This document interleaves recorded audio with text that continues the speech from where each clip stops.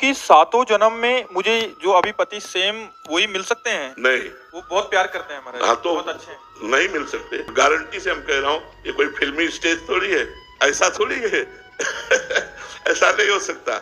हाँ, एक उपाय हो सकता है, यदि आप भगवान की आराधना करें, भगवान से वर मांगे कि जो मेरे पति हैं 7 जन्म तक हमारे पति बने, और वो आशीष दे दे, वरदान दे दे, तो ये संभव हो सकता है, अन्यथा नहीं। क्योंकि दोनों के कर्म अलग अलग है, एक कर्म नहीं है दोनों का, दोनों के कर्म अलग अलग है, दोनों का प्रारब्ध अलग अलग है, दोनों के संचित अलग अलग है। तो इस जन्म में जो पति बना है वो अगले जन्म में पति बने या पुरुष बने बिल्कुल आवश्यक नहीं। जैसे हम एक घटना तुम्हें सुना रहे, एक की पत्नी बड़ी भक्त थी, वो पत्नी पर बहुत प्यार करते थे, पर पत्नी गुरुजी की आज्ञा से चलती थी, पर उनको संतों से कोई प्यार नहीं था, पत्नी से प्यार करते थे। तो एक दिन पत्नी ने बहुत प्रेम से उनसे कहा, हमारी एक बात मानोगे, आप हमारे गुरुजी से दीक्षा ले लीजिए, क्योंकि हम दीक्षित हैं और आप दीक्षा नहीं लिए और आपका प्रेम अधूरा। उन्होंने कहा ठीक है, बुलाओ गुरुजी को। गुरुजी को बुलाया और दीक्षा लेने के लिए गंगा स्नान करने के लिए चले, तो गांव के 2-4 लोग मिले, बोले आज ये धोती टांग के कहाँ जा रहे हो? पत्नी कह रही दीक्षा ले लो। गुरुजी आ गए तो गंगा से, अरे वो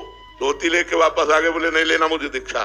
कालांतर में दोनों का शरीर छूटा। पति आसक्त होने के कारण उसका मोक्ष नहीं हुआ और वो राजा की राजकुमारी के रूप में जन्मे, और वो पत्नी के प्यार के कारण जहाँ वो राजकुमारी जन्मी वही हथिनी से वो पुत्र के रूप में प्रकट हुआ, हाथी का शावक। अब जब वो नव युवक अवस्था में हाथी आया और श्रृंगार करके राज सवारी निकली, राजकुमारी सिंहासन पर आरूढ़, तो जे भी उसने देखा पूरी स्मृति जागृत हो गई कि ये तो मेरी पत्नी, अब ये राजकुमारी और मैं हाथी हूँ, कैसे मिलन हो सकता है? वो चुपचाप सहता रहा, कुछ अपनी बात व्यक्त नहीं कर सकता, हाथी रूप में है। अब राजा ने अपनी राजकुमारी का स्वयंवर रचा।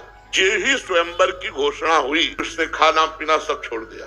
वो बहुत ही सुशोभित हाथी के रूप में था। राजा को सूचना पहुंची, राजवैद्यों ने देखा, बोले कोई रोग नहीं। राजकुमारी विज्ञान संपन्न थी क्योंकि भजन करती थी। उसने कहा इसकी औषधि मेरे को पता है, मुझे एक बार इसके समीप जाने दो। नजदीक गई और कान में कहा था गुरुदेव को वरण कर लो। नहीं वरण किया ना तो हाथी की योनि को प्राप्त हुई। सकुचाओ मत, तुम्हारे गले में जयमाला डालूंगी। स्वयंवर में तुम शोभा के लिए खड़े किए जाओगे और मैं तुम्हारे ही गले में माला डालूंगी, और इस जन्म में इतना भजन करूंगी कि आगे जन्म में हम फिर दोनों मिलेंगे। उसने ऐसा ही किया। भजन के प्रभाव से अपने पति को हाथी की योनि से मुक्त करके अगला जन्म फिर मनुष्य का हुआ। फिर ये तप और भजन से, भगवान के वरदान से संभव है, ना कि अपने प्रारब्ध से। प्रारब्ध से संभव नहीं है।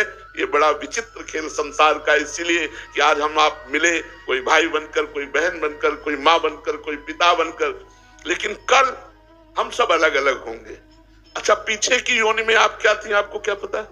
पीछे भी तो आपका परिवार रहा होगा, भले किसी योनि में हो, लेकिन आज पता है क्या? तो अगली योनि में पता नहीं चलेगा। ये तो गाने की बात अलग है, लेकिन रियल में ये बात रही है कि हम जिसको पत्नी माना वो 7 जन्म तक पत्नी बने, जिसको अपने पति माना वो 7 जन्म तक पत्नी।